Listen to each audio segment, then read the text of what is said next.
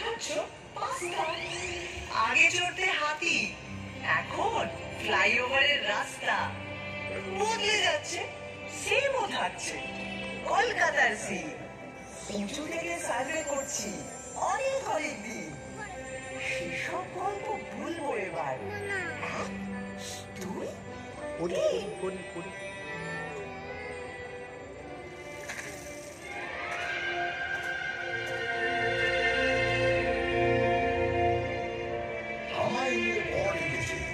এখন হচ্ছে মিম। বয়স হলো 300, 400, হাজার খানেক দিন। কি বলবে আর কি বলবে না, যদিও মেয়েটা ভালোই চেনা।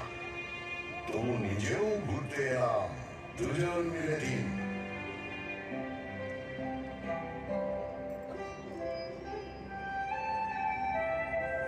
আপনারা এখন যেখানে বসে আছেন, এক সময় সেখানে এ ঘোরাফেরা করতো।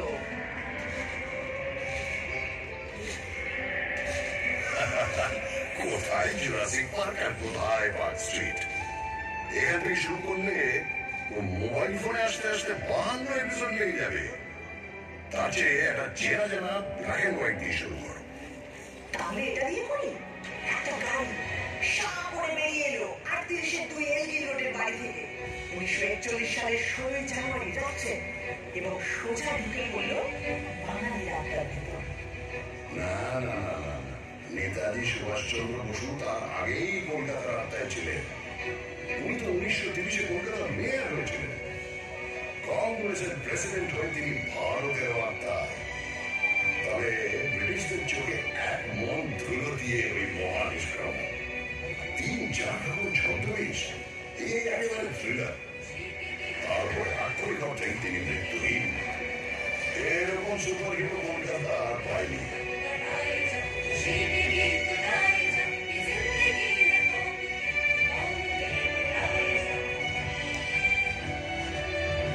আচ্ছা, কলকাতার সবচেয়ে বড় ভিলেন? আমি একজনের কথা বলবো যার কোনো নামই নেই। নামই নেই মানে? 1989 সালে 6 মাস ধরে রাত্রে রাস্তায় শুয়ে থাকা 13 জন গৃহহীন মানুষকে পাথর দিয়ে গুম করে কেউ একজন। মিডিয়া তার নাম দেয় স্টোন ম্যান। এত বড় জিনিস দিয়ে ইতিহাস শুরু হবে? আমার মনে হয় সেরা ভিলেন হলেন অমিতাভ বচ্চন। অমিতাভ বচ্চন কেন? বারে তিনি কলকাতায় চাকরি করলেন, নাটক করলেন, আর সিনেমাটা কিনা মুম্বাই থেকে করতে হলো। কি হতো বাংলা সিনেমার নায়ক হলো? সে তো টেলিভিশনের ছোটবেলায় কলকাতায় ছিলেন, মানে হাওয়ায়। কিন্তু সে একই হলো, অত বড় একটা ডায়লগ এখানে দাঁড়িয়ে হয়তো সুমন চরিত্রের মতো জীবন নতুন শুরু করে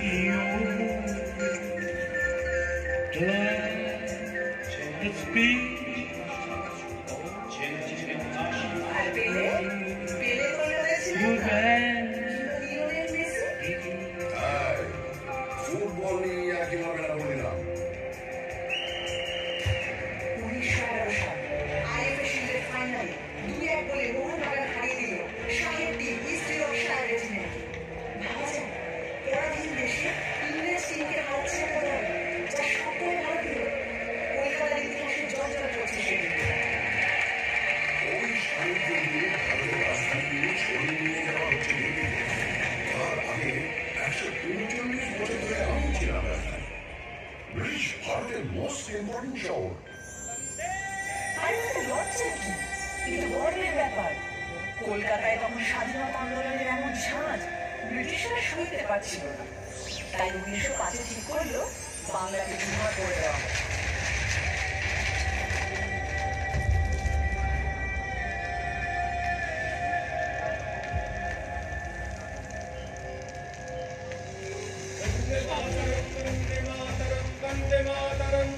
লর্ড কার্জন একটা চিঠিতে লিখছে কলকাতাকে সকল চক্রান্তের সিংহাসন থেকে সরাতেই হবে।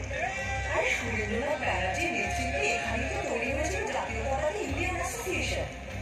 তারপরে এখানেই হয়েছিল অল ইন্ডিয়া ন্যাশনাল কনফারেন্স, আর সেদিকে তো কংগ্রেস।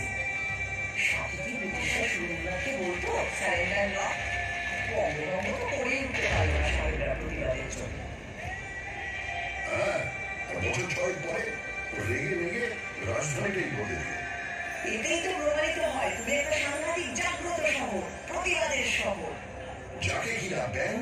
একদিন বলা হয় মিছিল নগরী, এমনকি মনুষ্য নগরী। আচ্ছা, মুশকিল হলো তোমাকে তো লোকে সিটি অফ জয়ও বলে। ব্রিটিশদের সময় তোমাকে বলা হতো the second city of British empire, মানে লন্ডনের পরেই। সে তো পয়সার জন্য। এখান থেকে ব্রিটিশদের কি মুনাফা, রাজস্ব আদায়, পাট বিক্রি, কোটি কোটি টাকা। কি মুশকিল, কলকাতা নিন্দে করলে খেপে উঠবে, আর কলকাতার প্রশংসা করলে নিজে নিন্দে করতে শুরু করবে, মানে তর্ক লাগাও, তাই না? সে তর্কাতর্কি আমার রক্তে। ভারতে সেন্সরশিপের প্রথম আইন তৈরি হয়েছিল কেন জানো? 1872-এ গিরিশ ঘোষ যখন এই শহরেই তৈরি করলেন ন্যাশনাল থিয়েটার। প্রথম নাটকটাই হল দীনবন্ধু মিত্রের নীল দর্পণ।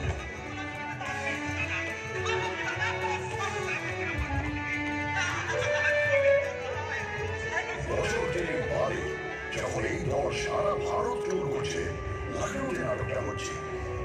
যে সিনিয়র ভারতীয় রায়ত এসে অত্যাচারী নীলকর সাহেবকে মারছে, তা দেখে দর্শকের মধ্যে থাকা ব্রিটিশ সৈন্যরা স্টেজে উঠে সব লন্ডভন্ড করে দিল।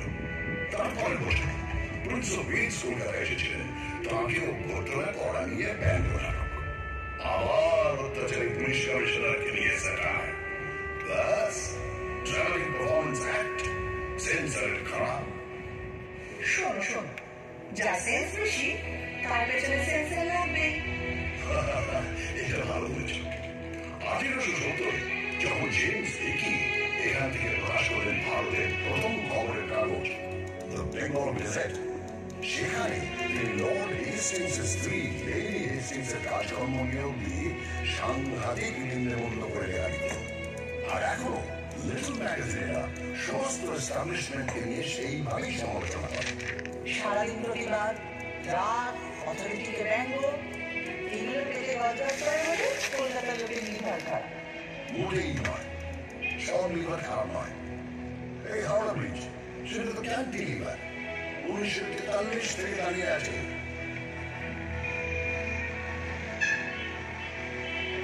তা বটে, রোজ লাখ লাখ গাড়ি ঘোড়া মানুষ কত কিছুই যাচ্ছে, অথচ এতটুকু পরিষ্কার না। এদিকে নাকি গোটা নিচে একটা স্ক্রুই। ওই জন্যই যাদের মাথা স্ক্রু গেলে তারা প্রায় হাওড়া ব্রিজের মাথায় চলে বসে। ওখান থেকে ভিউটা ইমাজিন করতে পারছো? আরে বাবা, আমি পারবো না। বছরের পর বছর ভিক্টোরিয়া মেমোরিয়ালের টঙে টাঙা মেলে ঠায় দাঁড়িয়ে কলকাতার মানুষের প্রেম দেখেছি, খুনসুটি দেখেছি। এদিকে তাকালে academy of fine arts experimental painting, ওদিকে তাকালে রেস কোর্সের ঘুরতুম কাঁচানো, আবার অন্যদিকে ক্লাবে ক্লাবে কোট প্যান্ট পরা কলকাতায় ওদের ইংরেজি আনা। ভিউজ আর নিউজ শেখাচ্ছ আমাকে? তোমার নারী লক্ষ্যটা চিনি, বুঝলে? শুধু চেনো না, ছোঁয়াচ লেগে তুমি আমারই মতো। কখনো হাওয়া দিলে বাই বাই করে ঘোরো, কখনো গাঁটের ব্যথায় ঘুরতেই উড়ে যাও। এই বাড়ি কখনো তাজমহলের টুকলি বলে ধোয়া খায়, কখনো আবার জাপানিদের বোমা খাওয়ার ভয়ে তার সারা গায়ে গোবর লেপে দিয়ে ব্ল্যাক আউট করা হয়।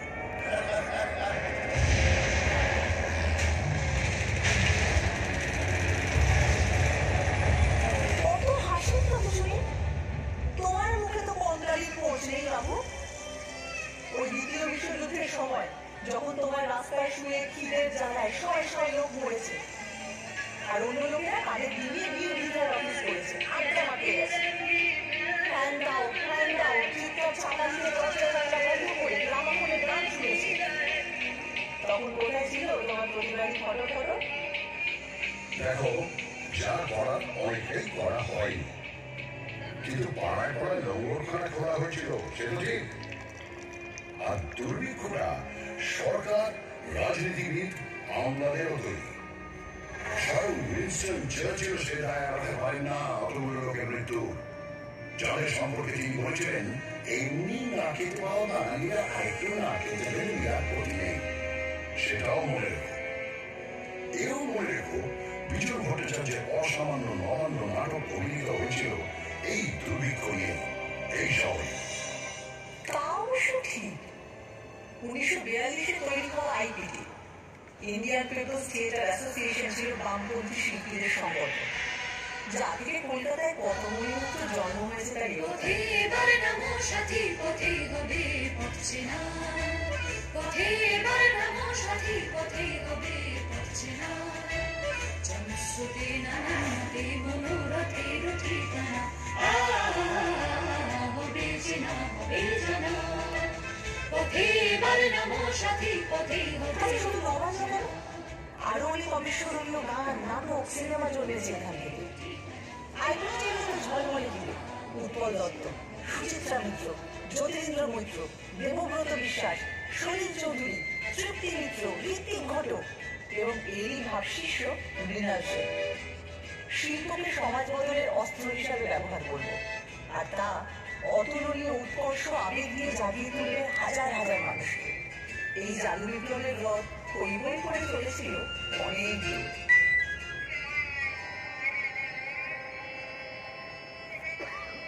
43-এর দুর্ভিক্ষে প্রায় 170 বছর আগে, তখনও তুমি জন্ম, যখন 76-এর মন্বন্তর এসেছিল, সেও তো মানুষেরই তৈরি দুর্ভিক্ষ, ব্রিটিশদের তৈরি দুর্ভিক্ষ। তারা মানুষকে হিংস্রভাবে নিংড়ে কাজ জানিয়েছিল, ধান জমিতে আফিম আর নীল চাষ করছিল। তখনও পড়ে পড়ে আমার বুকে মরেছে লাখ লাখ অসহায় মানুষ। কি করবো, চুপচাপ চেয়ে দেখেছি। তখন যদি একটা পিছিয়ে থাকতো। তোমার ইতিহাস তো জেগে থাকার ইতিহাস, ঘুমিয়ে থাকার ইতিহাস।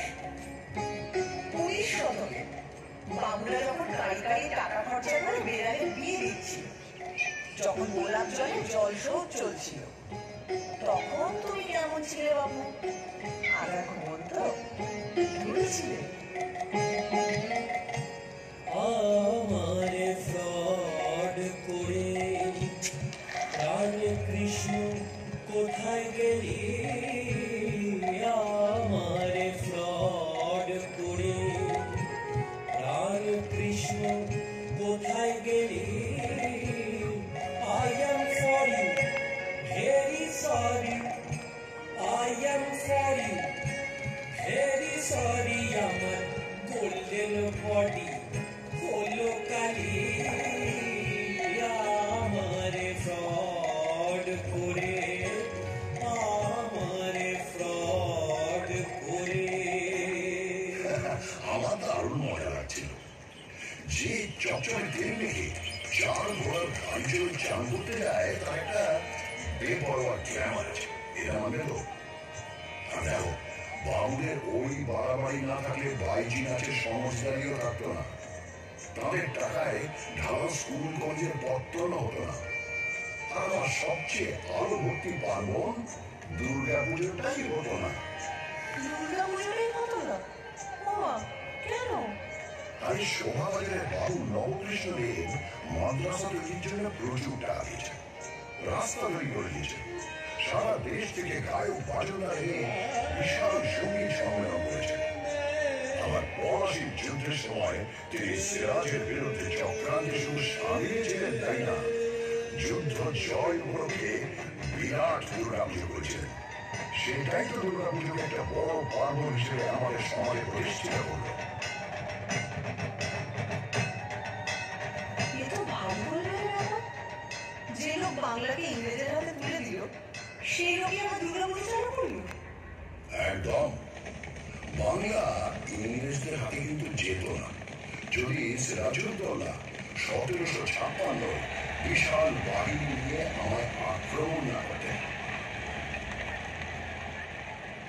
উনি ইস্ট ইন্ডিয়া কোম্পানির সেনাদের গুড়িয়ে না দিলে ইংরেজরা চট করে একজন নবাবের বিরুদ্ধে উভয় যুদ্ধে নামত না। যুদ্ধে নামতো ঠিক, শুধু প্রপার নামগুলো বদলে দিত। ওরা দখল না নিয়ে ছাড়া জাত নয়।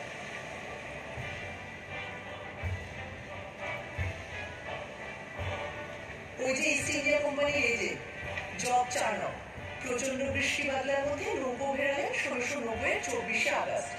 ব্যাস, চালা গড়াতে শুরু করলো। তোমার ইতিহাসেরও শুরু। ভুল ভুল ভুল, তোমার কথাটা সম্পূর্ণ ভুল।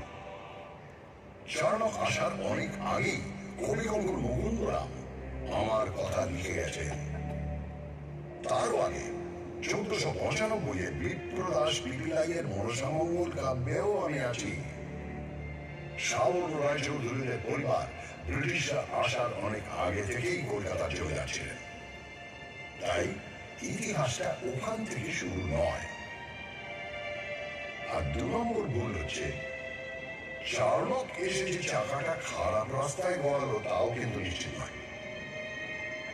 রামমোহন রায় সতীদাহ বন্ধ করলেন ঠিকই, কিন্তু অত বড় কাজটা কি করতে পারতেন যদি লর্ড বেন্টিংটন সাহায্য করতেন?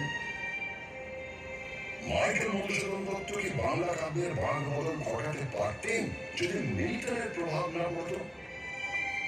আর বঙ্কিমচন্দ্র, উনি কি বাংলায় প্রথম উপন্যাস লিখতে পারতেন যদি ওয়াল্টার স্কট না পড়া থাকত? সবশেষে বলি, ঈশ্বরচন্দ্র বিদ্যাসাগর কি বিধবা বিবাহ চালু করতে পারতেন যদি ব্রিটিশরা পাশে না দাঁড়াতো? কি ভাবে আমি বলছো?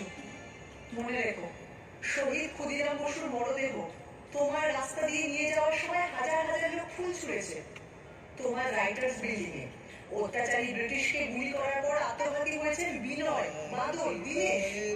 তোমার এক বিখ্যাত ব্যারিস্টার চিত্তরঞ্জন দাস, যার কাপড় কেটে আসতো প্যারিস থেকে, নিজের সব ইউরোপীয় পোশাক তুলিয়ে দিয়ে খালি ধারণ করেছিলেন।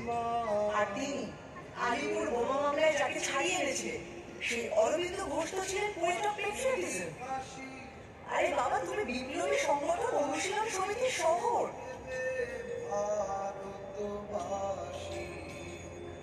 আমি হাসি হাসি করব ফাঁসি, দেখবে ভারতবাসী।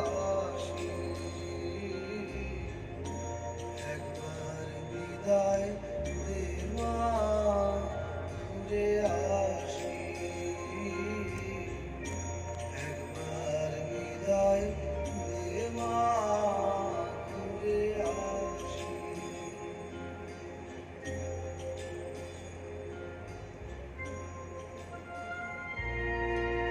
যে মনুমেন্টকে 1828 তৈরি করা হয়েছিল ইস্ট ইন্ডিয়া কোম্পানির দুটো যুদ্ধ জয়ের জন্য, কমান্ডার ডেভিড অটলবারির স্মরণে 1969 কিনা তার নাম বদলে করে দেওয়া হলো শহীদ মিনার। উৎসর্গ করা হলো ভারতের স্বাধীনতা যুদ্ধের শহীদদের উদ্দেশ্যে। তবে অত রায়ের কিছু নেই, আমি শুধু ভাবছি না কি হয়ে কি হতো। প্র্যাকটিস করো, এটাও বলো, কলকাতায় যদি বাঘ সিংহ ঘুরে বেড়াতো তাহলে কি কি হতো? আরে কলকাতার বাঘ তো বিখ্যাত, বাংলার বাঘ তো কলকাতাতেই থাকতেন।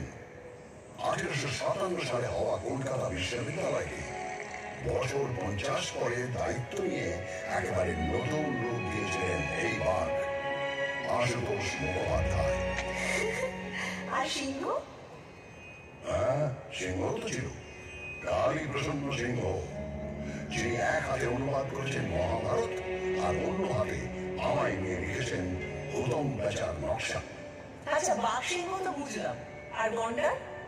হ্যাঁ, গন্ডারও আছে। গন্ডার হচ্ছে তারা যাদের চামড়া ভেদ করে কলকাতার অবিশ্বাস্য মনীষীদের কথাগুলো ঢোকেই নি।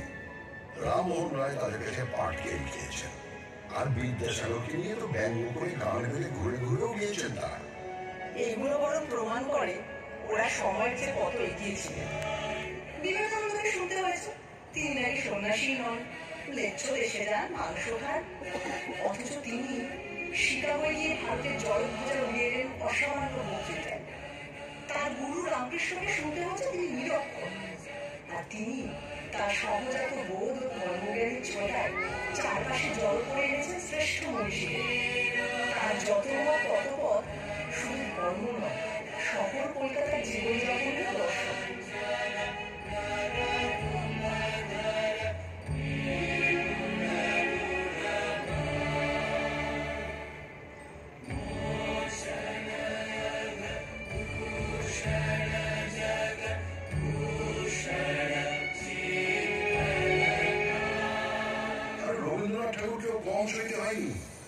তার লেখা সব নাকি আবছা, আর তিনি শান্তিনিকেতন স্থাপন করেছেন হাবিজাবির উদ্দেশ্য নিয়ে। কিন্তু তার নোবেল প্রাইজ এখনো আমার অহংকারের প্রথম পঙ্ক্তি।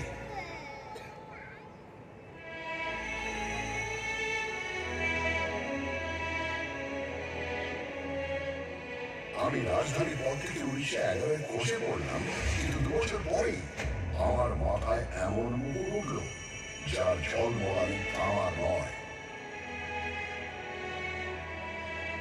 নোবেল কমিটি বলল রবীন্দ্রনাথ ঠাকুরকে প্রাইজ দেওয়া হচ্ছে because of his profoundly sensitive, fresh and beautiful verse. প্রথম ভারতীয় নোবেল পেলেন।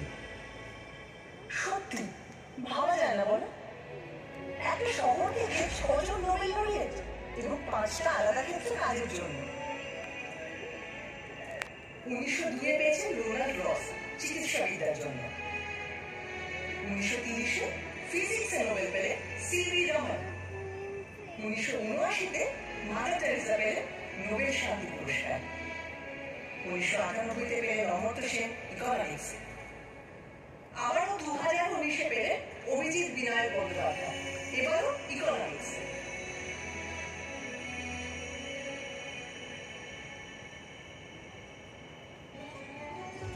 আরে বাবা, নোবেল পাওয়াই তো আর শেষ কথা নয়। নোবেল পাননি তো কি হয়েছে? আমার আকাশে ঝলঝল করছেন বিজ্ঞানী জগদীশ চন্দ্র বসু, যিনি উদ্ভিদ বিদ্যা থেকে রেডিও আবিষ্কার অব্দি ছড়িয়ে দিয়েছেন নিজের প্রতিভা। আচার্য প্রফুল্লচন্দ্র রায়, যিনি প্রথম ইউরোপীয় মানুষ যার সম্মানে ইংল্যান্ডের রয়্যাল কেমিক্যাল সোসাইটি তৈরি করেছে কেমিক্যাল ল্যান্ডমার্ক ফলক। তারপর বলি প্রফেসর সত্যেন্দ্রনাথ বসু, যে বোস আইনস্টাইন স্ট্যাটিস্টিক্সের পুরোধার, যার নামে বোসন করা।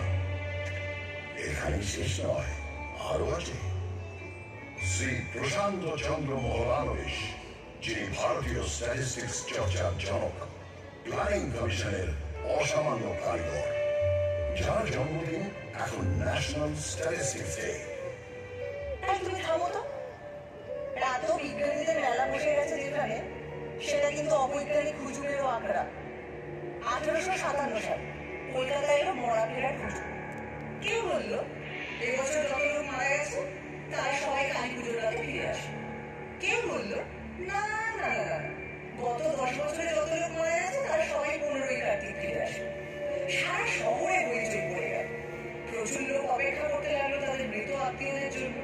গানও বাঁধা হলো, মরা মানুষ ফিরে এসেছে, দেখে এলাম রানাঘাটে ভাসতে ভাসতে আসতেছে, গলা সরু পেট মোটা, জলকে হয়েছে সোনা, ইত্যাদি ইত্যাদি। হ্যাঁ, কিন্তু 1979 হুজুরটাও খারাপ নয়। আমেরিকার পাঠানো স্যাটেলাইট স্কাইল্যাব নাকি ভেঙে পড়বে। সবাই ভাবে আকাশের দিকে তাকিয়ে হাঁটে, কেউ কেউ হেলমেট পরে সারাদিন ঘুরত।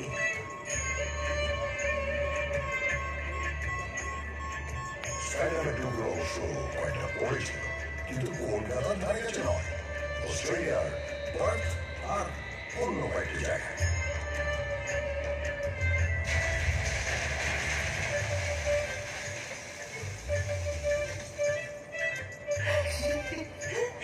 আমি বলি কি, সবচেয়ে হুজুর হলো গণেশের দুধ খাওয়া। 1995 সালে এক দুপুরে হঠাৎ নাকি গণেশ দুধ খেতে লাগে। মন্দিরের গণেশ, ক্যালেন্ডারের গণেশ, ঘুলঘুলির গণেশ, কেউ বাদ নেই। পড়ি মরি করে সবাই দুধ নিয়ে ছুটতে লাগে। এমন মিরাকেল থেকে বাদ পড়ে গেলে পুণ্যের কোটায় কম পড়ে যাবে যে। তাদের গায়ে নিশ্চয়ই টেলোজির অদৃশ্য খুশি পড়েছে। একটা 17 বছরের অ্যাংলিয়ান ছেলে হিন্দু কলেজে ইংরেজি পড়াতে এসে তার ছাত্রদের শেখাচ্ছে তর্ক করো, যাচাই করো, যুক্তিবাদী হও, প্রথাকে চ্যালেঞ্জ করো। আর সেই ছাত্ররা বলা ভালো শিষ্যরা ইয়াং বেঙ্গল বলে তখন দিকে দিকে ছড়িয়ে পড়ছে, সমাজ বদলানোর চেষ্টা করছে। এও তো এখানেই হয়েছিল। তারা যেরকম গোড়া ব্রাহ্মণদের ঝাঁকুনি দিয়ে সমাজটাকে শোধরানোর চেষ্টা করত, 70-এর দশকে একদল ছেলেপুলে নকশাল আন্দোলনের মাধ্যমে সেরকমই একটা ধাক্কা দেওয়ার চেষ্টা করল। কিন্তু বুয়েট আর বোমার প্রতিক্রিয়াও ভীষণ মারাত্মক। আর তখনকার রাজনীতিও ছিল অনেক ভোটটা চলা। রাতে জুড়ে বোমা পুলিশের জীবের শব্দ। দিনের বেলায় গঙ্গা জুড়ে উজ্জ্বল যুবকদের লাশ ভেসে যাওয়া দৃশ্য। তোমার গায়ে বড় রক্ত সিদ্ধ করেছিল। আদর্শ প্রথা সব হারিয়ে গেছিল নতুন নতুন মুখোশের আড়ালে।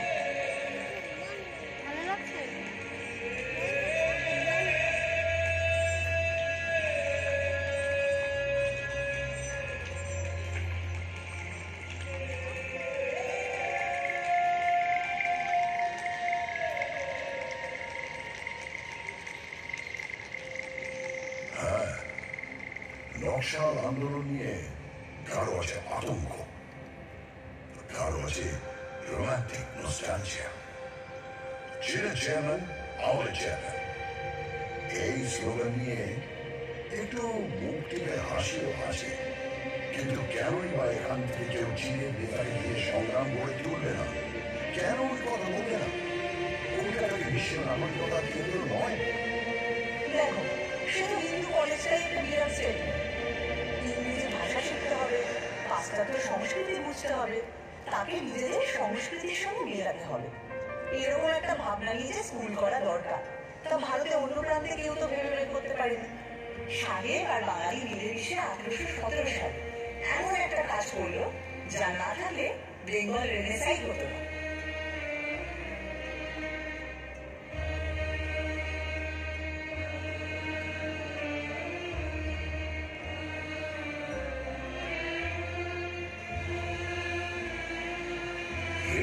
কথা ভাবলে সত্যি দাঁড়িয়ে যায়। শুধু ঠাকুর পরিবারের কথা বলতে গেলেই তো হারিয়ে পড়বো। এরা বোধ হয় এক একটা লোকের মধ্যে 10টা করে জিনিয়াস করে দিত। যেমন দ্বিজেন্দ্রনাথ ঠাকুর, তিনি সংস্কৃত থেকে বাংলায় মেঘদূত অনুবাদ করছেন, বাংলায় রসন তত্ত্বের বই লিখছেন, আবার বাংলা শর্ট হ্যান্ড উদ্ভাবন করছেন, এমনকি বাক্স বানানো নিয়েও বই লিখছেন। সত্যেন্দ্রনাথ ঠাকুর, তিনি শুধু প্রথম ভারতীয় আইসিএসই নন, ওই যুগে তাঁর বউকে বিলেত নিয়ে গেলেন। এবার বলি জ্যোতিরেন্দ্রনাথ ঠাকুরের কথা। তিনি একাধারে সুরকার, চিত্রকর, নাট্যকার, পরিচালক, এমনকি অভিনেতাও। দেবেন্দ্রনাথ ঠাকুর, তিনি তো 3 ঘন্টায় গড়গড়িয়ে ডিকটেশন দিয়ে লিখে ফেললেন ব্রাহ্ম ধর্মের বই। গগনেন্দ্রনাথ অসামান্য চিত্রকর, কার্টুন আছেন, ছবিতে কিউবিস্ট ভাব আছেন। আর অমরেন্দ্রনাথ ঠাকুর, তাঁর আঁকা ছবি আর লেখা গল্প, এই দুই বাংলা সংস্কৃতির বিস্ময়।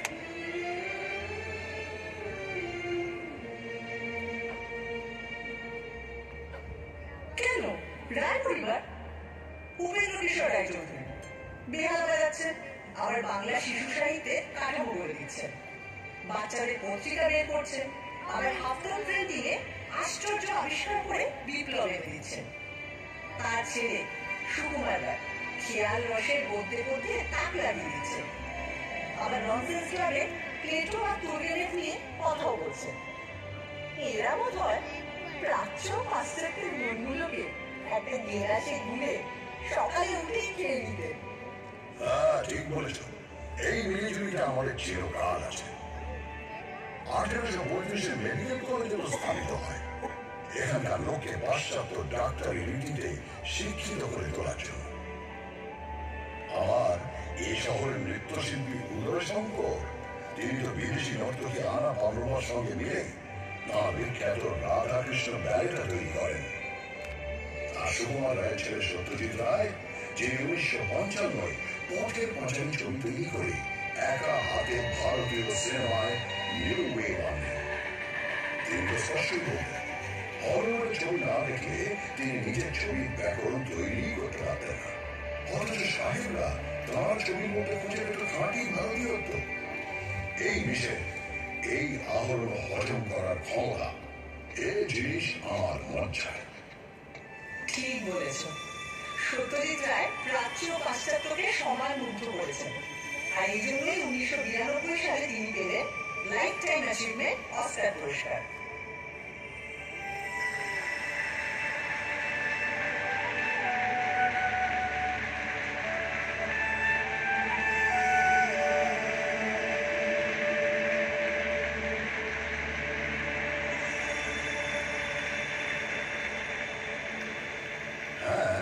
কিন্তু এটা ভুলো না, ওই বছরেই সত্যজিতের গোড়ার দিকে ছবি ক্যামেরাম্যান সুব্রত মিত্র তিনি পেলেন Eastman Kodak life time achievement for excellence in cinematography. অদ্ভুত, সুব্রত মিত্র পৃথিবীর এক সেরা ক্যামেরাম্যান, কিন্তু তার নামটা সেভাবে প্রচারই পেল না। এই আনসার হিরোদের নিয়ে তোমার এই পরিচয়টা একটু বোঝাও তো, এটা আদিক্ষেতা না উদারতা? আমি না ঠিক আন্দাজ করতে পারি না। কারোর নামে প্রশংসা করলে কলকাতায় এরা তখনই আরেকটা নাম পকেট থেকে ফস করে বের করে বলে, উনি তো ধর পেলেন না কিন্তু মহান ছিলেন। হ্যাঁ, বলবো নাই বা কেন? কলকাতার মানুষ যেমন জয়ীকে নিয়ে নাচানাচি করে, তেমনি তথাকথিত পরাজিতকেও তার মূল্য দিতে জানে। যিনি প্রাইজ পাননি, অখ্যাতি নিয়ে মারা গেছেন, তাকেও পুজো করতে জানে। কারণ সে বোঝে একজন স্রষ্টার মূল্য তিনি কতটা সোনা কুড়োলেন দাঁড়িয়ে বিচার হয় না, কতটা সোনা বিলোলেন দাঁড়িয়ে মানতে হয়। তাই রবীন্দ্রনাথ যতদিন, জীবনানন্দ দাস ততদিন, সত্যজিৎ রায় যতদিন, ঋত্বিক ঘটক ততদিন, সৌম্য মিত্র যতদিন, বাদল সরকার ততদিন, সুনীল গঙ্গোপাধ্যায় যতদিন, কমল কুমার মজুমদার ততদিন, পঙ্কজ রায়কে আমরা মাথায় তুলে রাখবো, সূর্য ব্যানার্জিকে, হেমন্ত মান্না সন্ধ্যাকেও সিংহাসন দেব, সুচিত্রা মিত্র, কণিকা বন্দ্যোপাধ্যায়কেও উনিশ জানাবো, সঙ্গে নির্মলা মিশ্র, প্রতিমা বন্দ্যোপাধ্যায়কেও, নিখিল ব্যানার্জির সেতারে বুঁদ থাকবো। এগুলো হুজুম নয়, এক্সট্রা সচেতনতা। আচ্ছা, এটা শুধু শিল্পের বেলায় জেগে ওঠে কেন বলতো? যখন 1947 দেশভাগের পর উদ্বাস্তুরা দলে দলে এসে পৌঁছল শহরে, তখন সেই মানুষগুলোকে, সেই মুহূর্তের পরাজিতদের মুখে টেনে দিতে এত অনীহা কেন? তখন তাদের বিদ্রোহ কেন, অবহেলা কেন বলতে পারো? সে হয়তো গোয়ার দিকে ছিল। তারপর যতই ঘটি বাগান লড়াই ফুটবলের মাঠে থাকুক আর রান্নার পাতে থাকুক, সবাই মিলেমিশে এক হয়ে গেছে, এতে তো সন্দেহ নেই। এতেও সন্দেহ নেই যে এই উদ্বাস্তুদের যথোচিত সম্মান দিয়ে তাদের থাকা খাওয়ার সংগ্রামে পাশে দাঁড়ানোর কাজ করেছিল বলে বাম রাজনীতি একসময় অনেকখানি মিশে গিয়েছিল আমার ডিএনএতে। উদ্বাস্তুরা তো আবারও এসেছে বাংলাদেশের মুক্তিযুদ্ধের সময় 1971। এখনো অনেকে আসছেন। কলকাতা তো কাউকে বেড়ায় না। তা ঠিক, শেষমেশ সবাইকে নিয়ে কাবাব খায় বা বিরিয়ানি।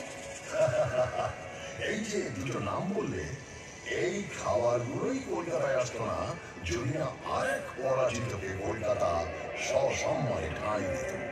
সেটা আবার কিরকম? ওয়াজিদ আলী শাহ, অওধের নবাব।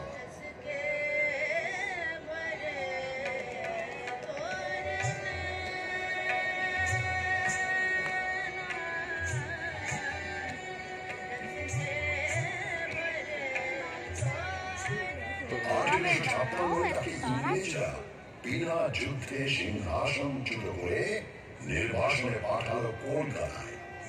তিনি ঘাঁটি গাড়লেন মেটিয়া বুর্জে। চালে চলনে, পোশাকে আশাকে আর অবশ্যই খাবারে মেটিয়া বুর্জ হয়ে উঠল ছোটা লখনৌ।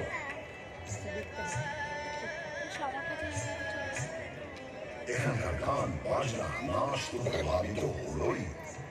জিভের কোষ আর বাংলার হাড়ি প্রভাবিত হলো তার চেয়েও বেশি। এখন যে কলকাতার রাস্তার ধারে ধারে কাবাব আর বিরিয়ানির দোকান, তার মূলে ওই অগৌরবের নির্বাসন। জীবনের ধন কিছুই যাবে না ফেলা, কলকাতা এটা জানে, এই তার বেলা।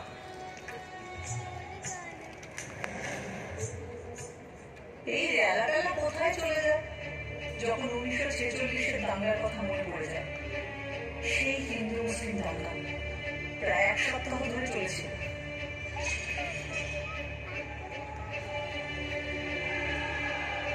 হ্যাঁ নিশ্চয়ই লজ্জায় মাথা হেঁট হয়ে যায়।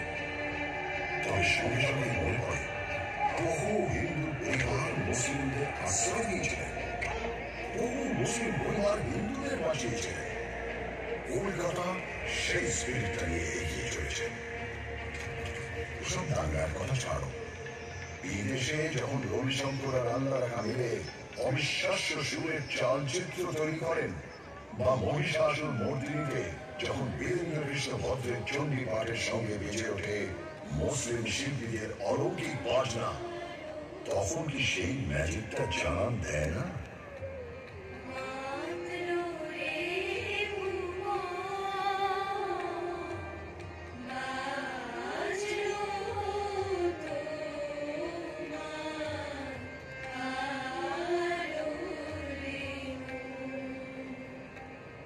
জানো, আমার না মনে পড়ে গেল ম্যাজিশিয়ান পিসি সরকারের কথা। একবার নাকি তার ম্যাজিক দেখতে সবাই এসেছে, কিন্তু 10 মিনিট হয়ে গেছে ম্যাজিশিয়ানের আসার নামই নেই। সবাই অস্থির, অধৈর্য। হঠাৎ সবাই শুনতে পেল হিয়ার আই অ্যাম। চমকে তাকিয়ে দেখলো মঞ্চে তিনি বললেন, ঠিক সময় তো এসেছি, ঘড়িটা দেখুন তো। চমকে তাকিয়ে সবাই দেখলো ঘড়ির কাঁটা পিছিয়ে গিয়েছে 10 মিনিট। সব ঠিক আছে।